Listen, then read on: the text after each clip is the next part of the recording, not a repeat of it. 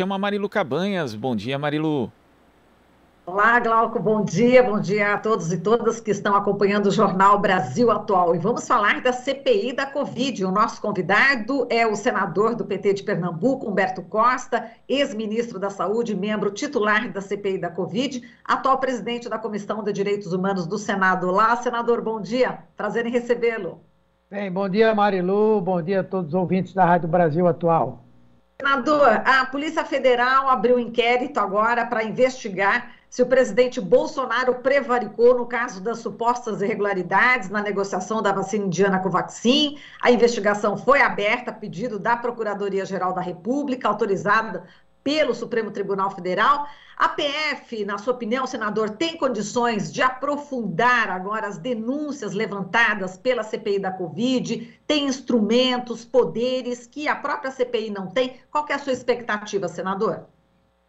Bem, a Polícia Federal tem todas as condições de fazer uma investigação profunda sobre esse caso, com instrumentos, inclusive, de que nós não dispomos, não é?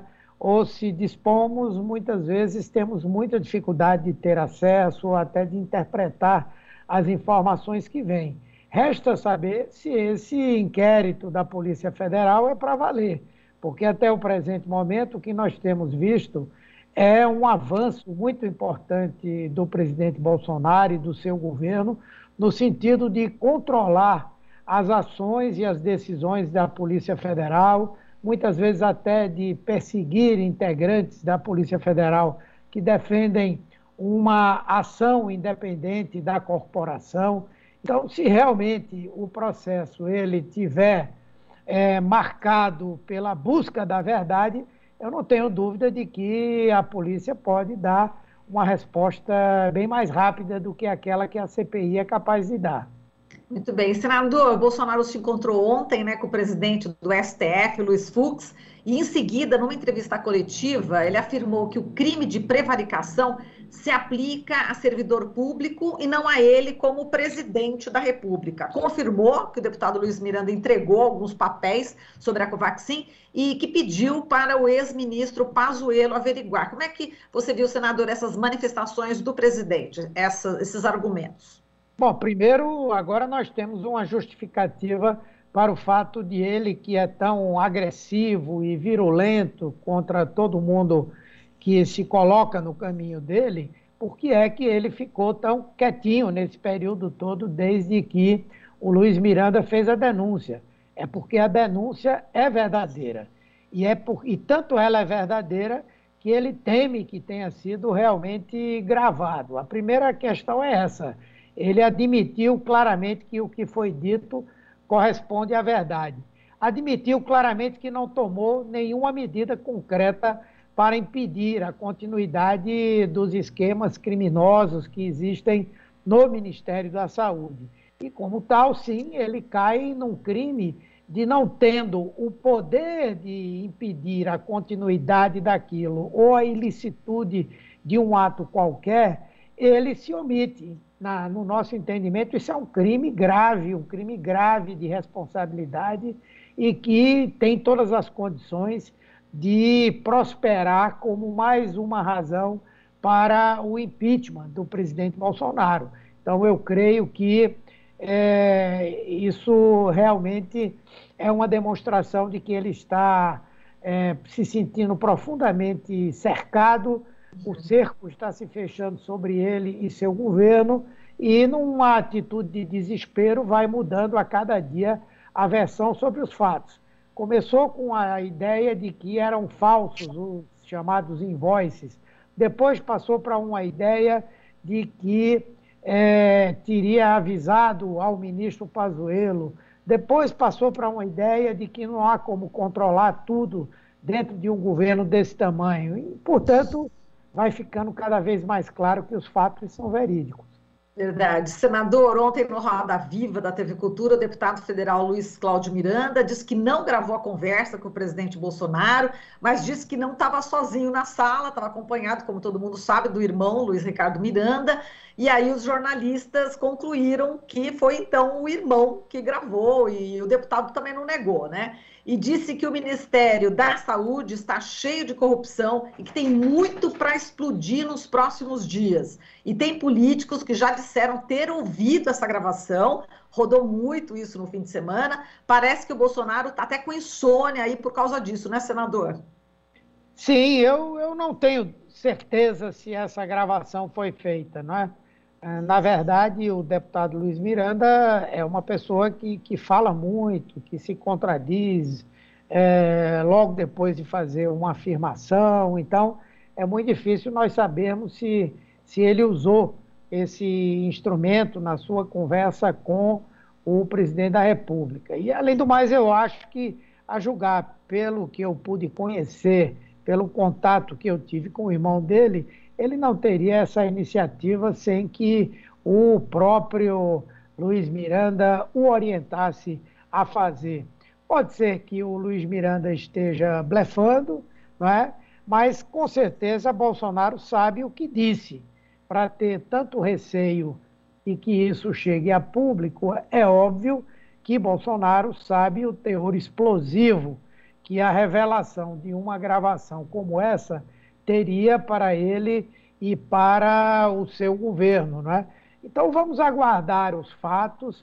Luiz Miranda está certo quando diz que há no Ministério da Saúde uma briga de organizações criminosas por uma espécie de botim da compra de insumos, enfim, mas precisamos de ter um conjunto mais potente de provas para que nós possamos, de fato, fazer um juízo de valor melhor.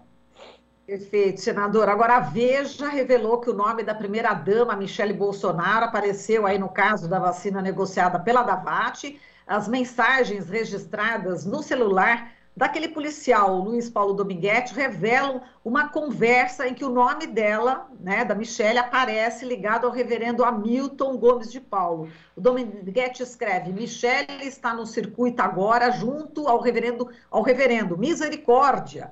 O interlocutor, identificado como Rafael Compra Descarte Pac, responde: quem é Michele Bolsonaro? Aí Dominguete diz: esposa sim, e acrescenta: putz, avisa o Cris, que é o Cristiano Carvalho, né, o CEO da Davat no Brasil.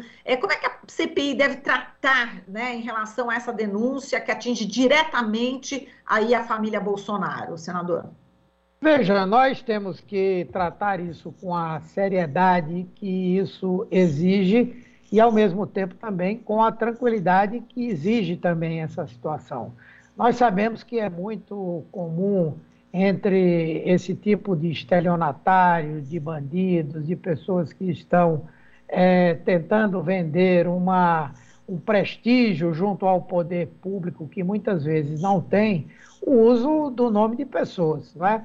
Eu não tenho dúvida de que esse pastor, que foi autorizado a vender 400 milhões de doses de vacinas ao governo federal, tem culpa no cartório. Eu tenho uma impressão muito grande de que ele ocupou aí um papel muito, muito significativo nessa tentativa de roubar o dinheiro público. Agora, como ele tem uma aproximação com a primeira-dama, pode acontecer de, em algum momento, ele pedir um favor, alguma coisa que não seja interpretado por ela ou por quem quer que seja como um ato para concretizar uma ilicitude. Agora, por outro lado, nós também não podemos simplesmente jogar essa denúncia ao léu, né? Se tivermos a condição de investigar com seriedade, com a garantia de que não estaremos promovendo uma injustiça, nós poderemos fazer. Mas é muito comum que essas gangues, né, tentem demonstrar um prestígio com pessoas influentes, simplesmente para viabilizar os seus negócios. Eu não estou inocentando a primeira-dama, mas também não quero aqui fazer uma acusação fácil, quando nós sabemos o modo de operação desses grupos, né? Perfeito. Senador, a Folha de São Paulo traz a denúncia de que farmacêuticas faturaram mais de R$ 1 bilhão com o kit Covid na pandemia, de acordo com o levantamento feito aí com base em documentos sigilosos ou até abertos enviados à CPI da Covid. Entre os remédios listados estão a cloroquina, ivermectina, nitazoxanida, azitromicina e vitamina D. A comissão agora quer saber se há relação dessas farmacêuticas com o governo e com o gabinete paralelo. E eu soube aqui que o requerimento, nesse sentido, é de sua autoria, não é, senador? Queria que você falasse a respeito desse requerimento. Sim, Marilu. Na verdade, todos nós sempre achamos que essa obsessão do presidente, de pessoas do governo e desses movimentos de extrema-direita em defender esse tratamento ineficaz, obviamente que é parte de uma estratégia global para dar às pessoas uma falsa segurança e para que elas possam ir à rua, trabalhar, quebrar o isolamento social, pensando que estariam protegidas. Óbvio que isso é parte. Mas também sempre tivemos uma desconfiança de que o montante movimentado no faturamento das empresas que produzem esses medicamentos é algo extremamente importante do ponto de vista econômico-financeiro. E, sem dúvida, eu hoje estou convencido, e foi por isso que apresentei esse requerimento, de que muita gente ganhou dinheiro com esse discurso de fazer tratamento precoce, de aplicar esses medicamentos à população, de implantar o Tratikov. Agora nos resta identificar as relações que aí existem, né? Por exemplo, nós temos informações de que essas empresas financiaram esses grupos de médicos que se prestaram ao serviço de fazer prescrição massiva desses medicamentos, que produzem, inclusive, efeitos colaterais graves. E eu acredito que a CPI vai conseguir provar que essas empresas, de um lado, ganharam muito dinheiro com a venda desses medicamentos, do outro lado, elas financiaram atividades desses médicos que se prestaram a esse papel, e eu tenho certeza de que muita gente aí que serviu de garota propaganda desses medicamentos, pode também ter recebido aí compensações, né? Esses blogs de produção de fake news, né? Pessoas aí de dentro do próprio governo podem ter recebido dinheiro dessas empresas para adotarem esse discurso e fazerem esse trabalho. É isso agora que nós temos que ir atrás também. Perfeito. Agora, senador, está marcado o depoimento de Emanuela Medrades, diretora técnica da Precisa Medicamentos, para hoje, né? Ela é obrigada a comparecer, aí, de acordo com a decisão do presidente do Supremo Tribunal Federal, Luiz Fux. Agora, o ministro do STF concedeu o direito da diretora não produzir provas contra si própria, mas tem que responder questões envolvendo aí terceiros, né? Qual que é a sua expectativa em torno do depoimento dela sobre a mediação, né, das negociações para a compra da vacina Covaxin? É um depoimento-chave? A minha expectativa é muito pequena, não é? Porque essa senhora sabe muito, essa empresa ela é chave para que nós possamos decifrar esse enigma, mas à medida que o Supremo Tribunal Federal toma uma decisão como essa, ele ata as nossas mãos, né? É lógico que nós respeitamos o Supremo, respeitamos todos os ministros, vamos cumprir a decisão, não vamos agir como o presidente da República, que ataca as instituições e ataca as pessoas, mas nós não podemos negar ao Brasil que o Supremo, em alguns momentos, tem tomado algumas decisões que frustram a nossa expectativa e a expectativa da população. Eu próprio, os demais integrantes da CPI, por onde andam, ouvem as pessoas apoiarem o trabalho que nós estamos fazendo, mas ouvem também as pessoas dizerem, será que isso aí não vai dar em nada? Será que não vai ser pizza novamente? E nós estamos querendo fazer uma investigação séria, o Brasil está vendo. E, infelizmente, o entendimento, às vezes, não do Supremo, mas de integrantes do Supremo, eu acredito que não contribuem para isso. Afinal de contas, o Congresso Nacional tem uma missão constitucional que é a de investigar o Executivo. Se nós continuarmos a ter esse instrumento importante de investigação, que é a CPI, tolhida, não é, por decisões com as quais nós não concordamos, óbvio, nós vamos cumprir. A decisão da Justiça se cumpre. Agora, não somos obrigados a concordar. E nós temos que dar uma satisfação para o país. Se nós não conseguimos avançar mais, muitas vezes se devem a, digamos assim, injunções externas, e uma delas é esse conjunto de decisões do Supremo que pega pessoas que, inclusive, não estão investigadas. Essa senhora não é investigada por ninguém. E por que é que ela pode ir para a CPI e ficar calada? Realmente eu não consigo entender o porquê dessas decisões. Perfeito. Agora, senador, vamos falar do reverendo Hamilton Gomes de Paula, né, que apresentou ontem um atestado médico, né, para não comparecer no depoimento marcado para amanhã na CPI. Ele falou que estava com crise renal. Só que ele vai ter que comparecer aí hoje à tarde no Serviço de Junta Médica do Senado para realizar uma perícia médica, né? Parece que os membros da CPI não estão acreditando muito no reverendo, não é isso? Eu mesmo não estou acreditando. Eu acho que ele está encontrando uma justificativa para não comparecer. Agora mesmo eu vou sair rapidamente porque nós vamos ter uma reunião para discutir isso, para discutir o que é que vamos fazer com a depoente de hoje e também com o reverendo.